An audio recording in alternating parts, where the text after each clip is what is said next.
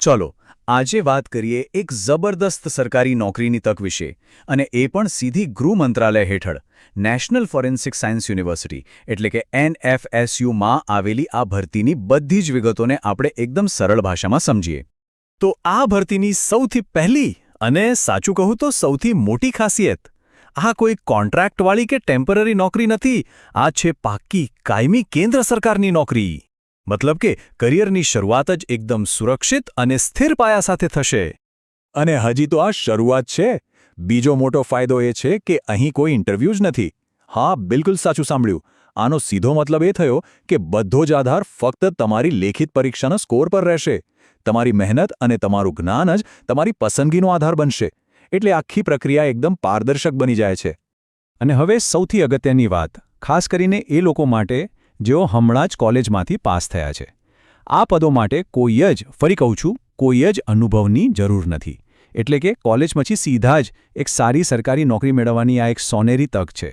Zero experience, સીધી entry. તો ચાલો આ આખી વાતને સ્ટેપ બાય સ્ટેપ સમજીએ. આપણે જોઈશું કે આ તક આટલી ખાસ કેમ છે, કયા પદો છે અને પગાર ધોરણ શું છે, કોણ અરજી કરી શકે છે, પસંદગીની પ્રક્રિયા કેવી રહેશે અને છેલ્લે અરજી કઈ રીતે કરવી. તો પહેલો મુદ્દો, આ તક આટલી ખાસ કેમ છે? જુઓ, નેશનલ ફોરેન્સિક સાયન્સ યુનિવર્સિટી એટલે કે NFSU કોઈ સામાન્ય યુનિવર્સિટી નથી. એ સીધી જ આપણા દેશના ગૃહ મંત્રાલય હેઠળ કામ કરે છે. આ એક જ વાત આ પદનું ગૌરવ અને એનું મહત્વ અનેક ગણું વધારી દે છે. અહીં કુલ 51 કાયમી પદો પર ભરતી થવાની છે. અને સૌથી સારી વાત એ છે કે આખા ભારતમાંથી કોઈપણ રાજ્યના ઉમેદવાર આના માટે અરજી કરી શકે છે. આ એક ઓલ ઇન્ડિયા લેવલની તક છે.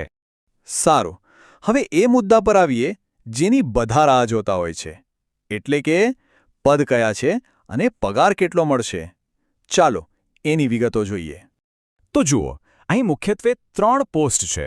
સૌથી ઉપર છે સેક્શન ઓફિસર, પે લેવલ 8 પ્રમાણે, જેનો અંદાજિત માસિક પગાર 75,000 રૂપિયાની આસપાસ રહેશે. એના પછી છે deputy section officer, pay level 7, જેમાં લગભગ 65,000 રૂપિયા પગાર છે.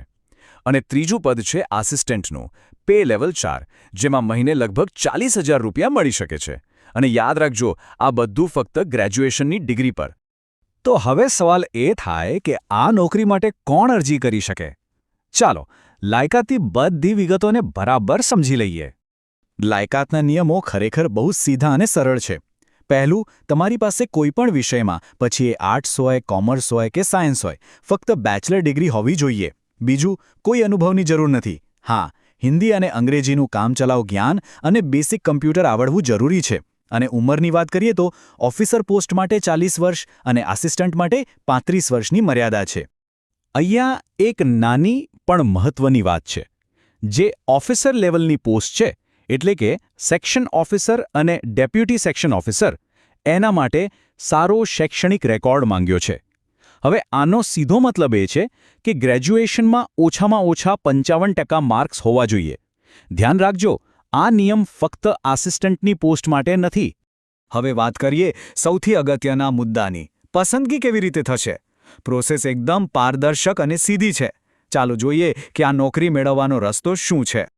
આખી સિલેક્શન પ્રોસેસ ફક્ત 3 જ સ્ટેપમાં વહેંચાયેલી છે. પહેલું, તમે જે અરજી કરશો એની ચકાસણી થશે. બીજું, જે લોકો લાયક હશે એમને લેખિત પરીક્ષા માટે બોલાવવામાં આવશે. અને ત્રીજું અને છેલ્લું સ્ટેપ, આ પરીક્ષામાં જે માર્ક્સ આવશે બસ એના આધારે જ મેરિટ લિસ્ટ બનશે અને સીધી નોકરી. કોઈ ઝંઝટ નહીં, એકદમ સીધી વાત. અને આ વાત હું મારા મનથી નથી કહેતો. આ જુઓ, ઓફિશિયલ નોટિફિકેશનમાં શું લખ્યું છે. પસંદગી ફક્ત લેખિત પરીક્ષામાં કરેલા પ્રદર્શન પર આધારિત રહેશે. કોઈ ઇન્ટરવ્યૂ લેવામાં આવશે નહીં. આનાથી વધારે સ્પષ્ટતા શું હોઈ શકે? તમારી મહેનત જ તમારું સિલેક્શન કરાવશે. હા, એક વાત ધ્યાનમાં રાખવા જેવી છે.